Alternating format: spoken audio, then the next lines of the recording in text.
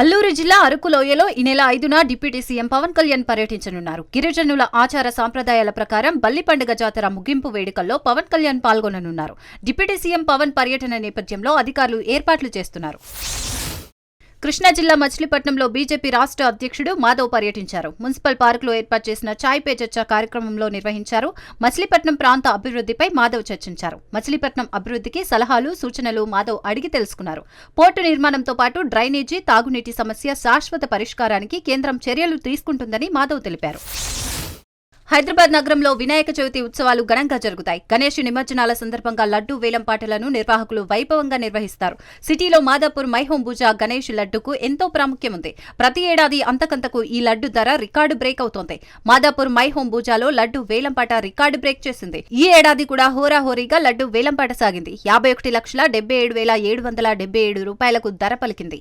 ఈ ఏడాది లడ్డూను Ganesh real estate సంస్థ అధినేత కైవశం చేసుకున్నారు. గత సంవత్సరం 29 లక్షలకు మాదాపూర్ మైహోంబూజా లడ్డు ధర పలికింది.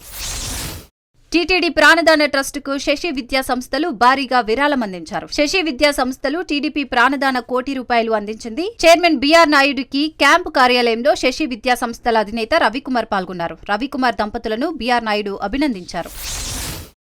విద్యార్థులకు విద్యాబుద్ధులు నేర్పించాల్సిన ఓ ఉపాధ్యాయుడు మద్యం మత్తులో పాఠశాలకు వచ్చి తరగతి గదిలోనే నిద్రపోయిన ఘటన ఆసిఫాబాద్ జిల్లాలో వెలుగు చూసింది.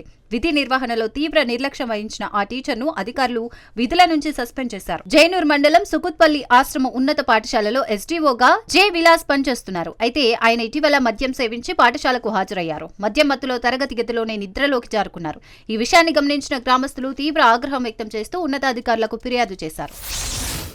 పెద్దపల్లి జిల్లా గోదావరి కనిలో గంజాయి విక్రయిస్తున్న 2 నిందితులను పోలీసులు అరెస్ట్ చేశారు. నిందితుల నుంచి 1.5 కిలోల గంజాయి, 2 సెల్ ఫోన్లు పోలీసులు స్వాధీనం చేసుకున్నారు.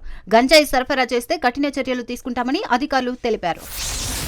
కృష్ణా జిల్లా గుడివాడలో అద్దె ఇల్లు కావాలని నమ్మించి బంగారు, వెండి వస్తువులను కిలాడి లేడీస్ దొంగిలించారని డీఎస్పీ తెలిపారు. దొంగతనాలకు పాల్పడుతున్న మహిళలను అరెస్ట్ చేసినట్లు డీఎస్పీ వెల్లడించారు. నిందితుల నుంచి 71 గ్రాముల బంగారం, 326 గ్రాముల వెండిని స్వాధీనం చేసుకున్నట్లు డీఎస్పీ ధీరజ్ వినిల్ తెలిపారు.